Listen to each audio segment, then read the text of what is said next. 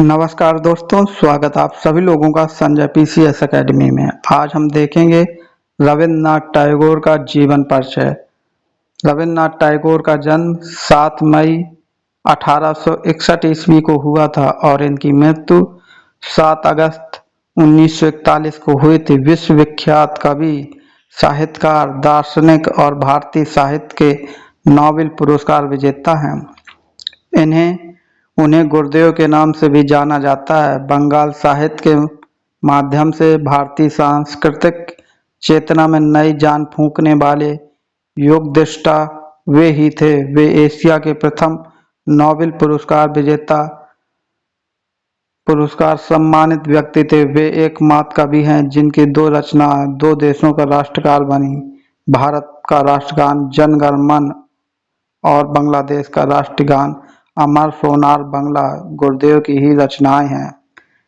रविन्द्रनाथ टैगोर का जन्म 7 मई 1861 को शहर कोलकाता, अब कोलकाता के नाम से जाना जाता है, ब्रिटिश भारत में हुआ था। मृत्यु इनकी 7 अगस्त 1941 को कलकत्ता, ब्रिटिश भारत में हुई थी। पेशे से ये लेखक, कवि, नाटककार, संगीतकार, चित्रकार थे। भाषा बांग्ला और अंग्रेजी थी। राष्ट्रीयता भारतीय थी। नागरिकता ब्रिटिश भारत। शिक्षा यूनिवर्सिटी कॉलेज लंदन से। आंदोलन आधुनिकवाद। खिताब साहित्य के लिए नोबेल पुरस्कार। जीवन साथी मृगलिनी देवी, 1 मार्च 1874 से 23 नवंबर 1902 तक। बच्चे 5, जिनमें से 2 का बाल्यावस्था में निधन हो गया। रिश्तेदार टैगोर परिवार। जीवन परिचय। रविन्द्रनाथ टैगोर का जन्म 7 मई 1861 को कोलकाता के जोसाको ठाकुरबाड़ी में हुआ था। उनके पिता रविन्द्रनाथ टैगोर और माता शारदा देवी थीं। उनकी आरंभिक शिक्षा प्रतिष्ठित सेंट जेवियर कॉलेज में हुई थी। उन्होंने बैरिस्टर बनने की इच्छा में 1878 में इंग्लैंड के ब्रिजटॉन में पब्लिक स्कूल में नाम लिखवाया। फिर लंदन विश्वविद्यालय में कानून का अध्ययन किया, किंतु 1880 में बिना डिग्री प्राप्त किए ही स्वदेश पुनः लौट आए। सन 1883 में मृगलिनी देवी के साथ उनका विवाह हुआ। टैगोर की माता की मृत्यु उनके बचपन में हो गया था और उनके पिता व्यापक रूप से यात्रा करने वाले व्यक्ति थे, अतः उनका लालन पालन अधिकांशतः नौकरों द्वारा ही किया गया था। टैगोर परिवार बंगाल पुनः जागरण के समय अग्रणी था। उन्होंने साहित्य पत्रिकाओं का प्रकाशन किया। बंगाली और पश्चिमी साहित्यिक, संगीत एवं रंगमंच और पटकथाएं वहां नियमित रूप से प्रदर्शित हुई थीं। टैगोर के पिता ने कई पेशेवर ध्रुपद संगीतकारों को घर में रहने और बच्चों को भारतीय संगीत पढ़ाने के लिए आमंत्रित किया था। टैगोर के सबसे बड़े भाई द्विजेंद्र नाथ एक दार्शनिक और कवि थे। वे एक दूसरे भाई सत्येंद्र नाथ कुलीन और पूर्व में सभी यूरोपीय सिविल सेवा के लिए पहले भारतीय नियुक्त हुए थे। एक भाई ज्योतिरिंद्र नाथ संगीतकार और नाटककार थे एवं इनकी बहन स्वर्ण कुमारी उपन्यासकार थी। ज्योतिरिंद्र नाथ की पत्नी कादम्बरी देवी संभवतः टैगोर से थोड़ी बड़ी थी। वह उनकी प्रिय मित्र और शक्तिशाली प्रभाव वाली स्त्री थी। उन्होंने 1884 में अचानक आत्महत्या कर ली। इस कारण टैगोर और उनका शेष परिवार कुछ समय तक अधिक समस्याओं से घिरा रहा था।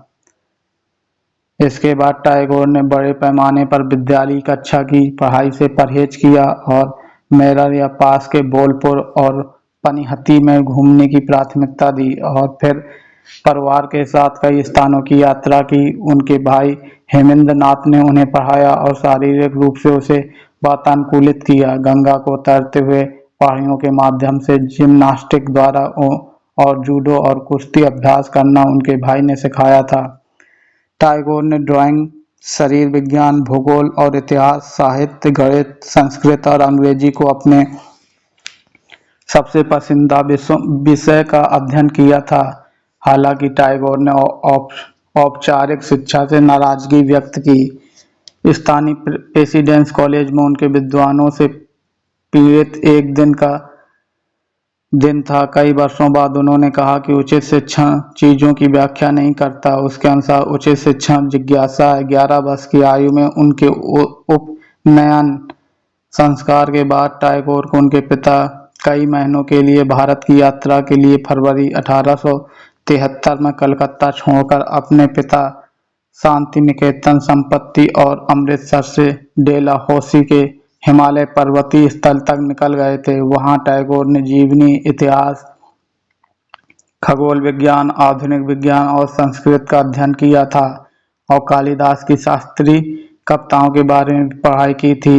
1873 में अमृतसर में अपने 1 महीने के प्रसव के समय वह सुप्रभात, गुरुवाणी और नानक वाणी से बहुत प्रभावित हुए थे। उन्हें स्वर्ण मंदिर में गया जाता है, जिसके लिए दोनों पिता और पुत्र नियमित रूप से आगंतुक थे। उन्होंने उसके बारे में अपनी पुस्तक मेरी यादों में उल्लेख किया, जो 1912 में प्रकाशित हुई थी। साहित्य जीवन: बचपन से ही उनकी कविता, छंद और भाषा में अद्भुत प्रतिभा का आभास लोगों को मिलने लगा था। उन्होंने पहली कविता 8 वर्ष की आयु में लिखी थी और सन 1877 में केवल 16 वर्ष की आयु में उनकी प्रथम लघु कथा प्रकाशित हुई थी। टैगोर ने अपने जीवन काल में कई उपन्यास, निबंध, लघु कथाएं, यात्रा वृत्त, नाटक और शास्त्रों गाने भी लिखे हैं। वे अधिकतम अपनी पद कविताओं के जाने जाते हैं। गद्य में लिखी उनकी छोटी कहानियां बहुत लोकप्रिय रहीं। टैगोर ने इतिहास, विज्ञान, भाषा विज्ञान और अध्यात्म से जुड़ी पुस्तकें लिखी।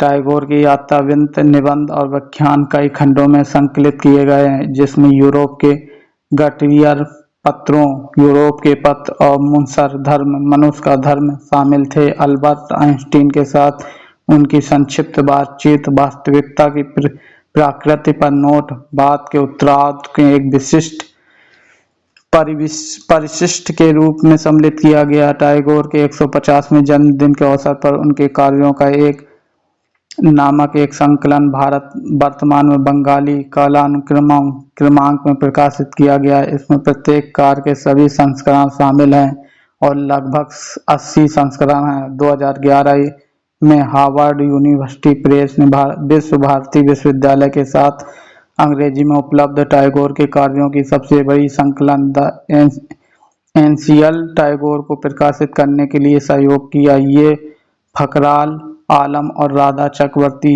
द्वारा संपादित की गई थी और टैगोर के जन्म की 150वीं वर्षगांठ की निशानी है।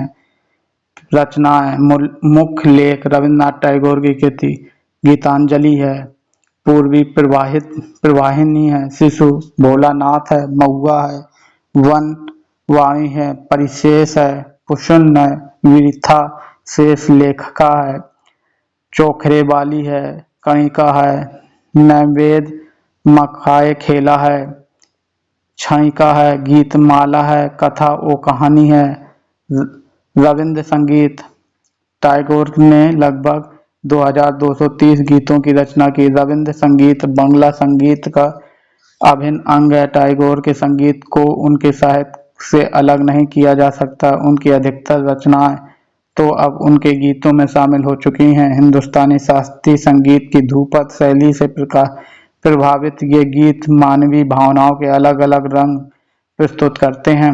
अलग अलग रागों में गुरुदेव के गीत या आभास कराते हैं, मानो उनकी रचनाएं उस राग विशेष के लिए ही की गई थी। प्रकृति के प्रति गहरा लगाव रखने वाला ये प्रगति प्रेमी ऐसा एकमात्र व्यक्ति है जिसने 2 देशों के लिए राष्ट्रगान लिखा है। दर्शन: गुरुदेव ने जीवन के अंतिम दिनों में चित्र बनाना शुरू किया। इसमें युग का संशय, मोह, क्लांति और निराशा के स्वर प्रकट हुए। मनुष्य और ईश्वर के बीच जो चिरस्थायी संपर्क है, उनकी रचनाओं में वह अलग अलग रूपों में उभर कर सामने आया। टैगोर और महात्मा गांधी के बीच राष्ट्रीयता और मानवता को लेकर हमेशा वैचारिक मतभेद रहा।